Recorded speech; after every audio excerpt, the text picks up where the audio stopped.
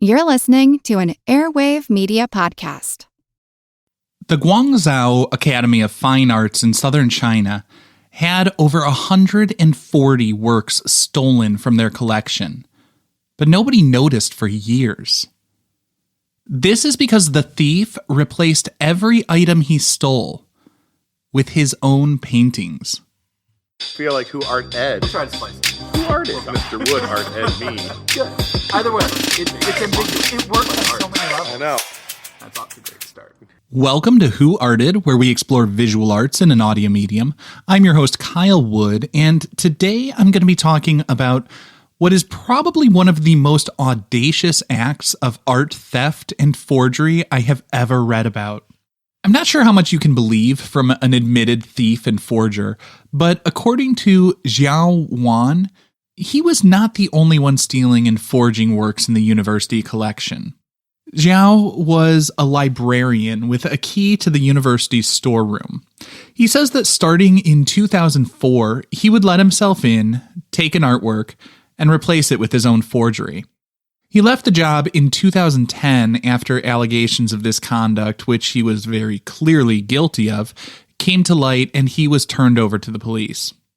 He took 143 paintings from prominent Chinese artists.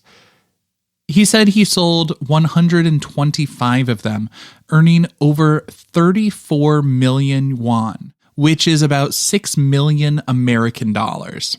He said he spent the money buying other art. Now, if you're noticing, I said he stole 143 paintings, but sold 125 of them, and 125 is fewer than 143, you may be wondering about the other 18.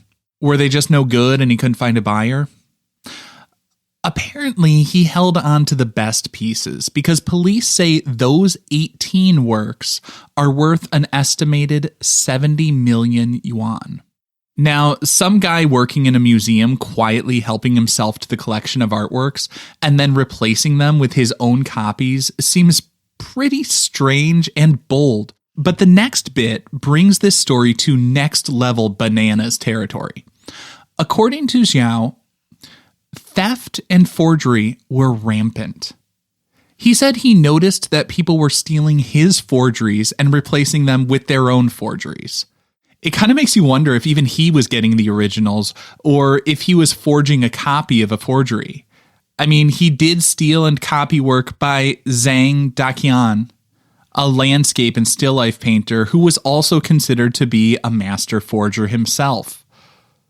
The forger was forging works by a forger only to have his forgery taken and forged.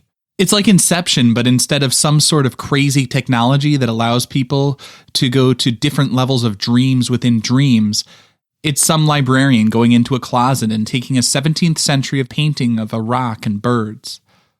I guess there's not really much similarity there at all, but still, the movie Inception had a pretty cool premise and great special effects if I recall correctly. Xiao pleaded guilty in court, and he warned of the lax security causing problems for the museum's collection. It's kind of funny when you think about it. The thief is saying, well, the real problem here is that the museum wasn't doing enough to stop me from stealing from them. But he said that he noticed fakes in there from his first day on the job. Obviously, quite a few more of them were popping up through his time there. And I absolutely love this quote from Xiao. After he was caught and he was talking about how rampant the forgery was, he said, "I realized someone else had replaced my paintings with their own because I could clearly discern that their works were terribly bad." I mean, at least he took pride in what he was doing, even if it was kind of shameful. You may be wondering about this lax security and how so many forgers were getting access to the works. I guess the university professors and students can take out paintings the same way that you and I might check out a book from the local library. I gotta say, I kind of love that idea of being able to take out great works of art, for art being accessible to everyone.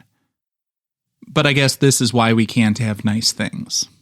This concludes this week's episode of Who Arted, part of the Airwave Media Podcast Network.